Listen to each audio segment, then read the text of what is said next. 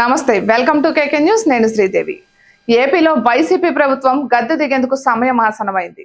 5 ఏళ్లుగా జగన్మోహన్ రెడ్డి అరాచక పాలనకు మే 13న జరిగిన పోలింగ్ లో ప్రజలు ఓటు ద్వారా చెక్ పెట్టారు.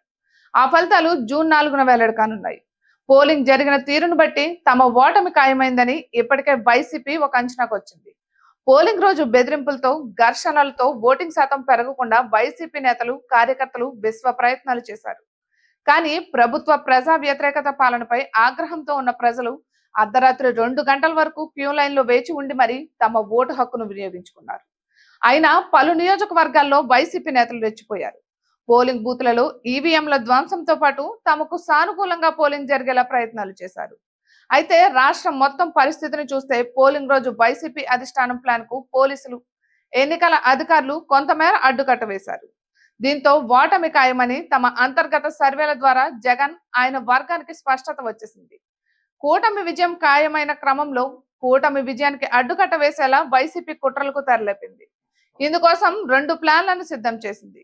కౌంటింగ్ రోజు కూటమి విజయాన్ని అడ్డుకునేందుకు ప్రయత్నాలు చేయడం, అలా కాని పక్షంలో కూటమి అభ్యర్థులు ప్రజా మద్దతుతో కాదు, ఈసీ సహకారం, దొంగ ఓట్ల ద్వారా గెలిచారంటూ ముద్ర వేయడం వైసీపీ ప్రధాన కార్యదర్శి సజ్జల రామకృష్ణారెడ్డి ఆధ్వర్యంలో అమలు కాబోతున్నట్లు వైసీపీ వర్గాల్లో చర్చ జరుగుతోంది.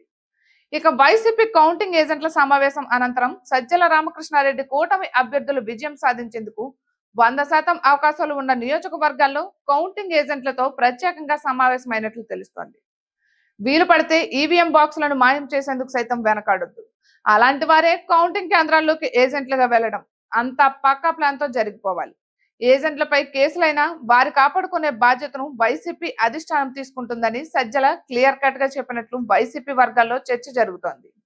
అయితే కౌంటింగ్ రోజు వైసీపీ అధిష్టానం ప్లాన్ కు ఎన్నికల సంఘం ఎలా ఎదుర్కొంటుందనేది చర్చనీయాంశంగా మారింది.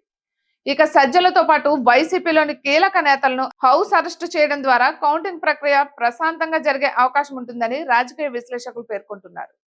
ఈసీ సైతం వైసీపీ కీలక నేతలను ముందస్తుగా హౌస్ అరెస్టులు చేసే ఆలోచనలో ఉన్నట్లు తెలుస్తోంది.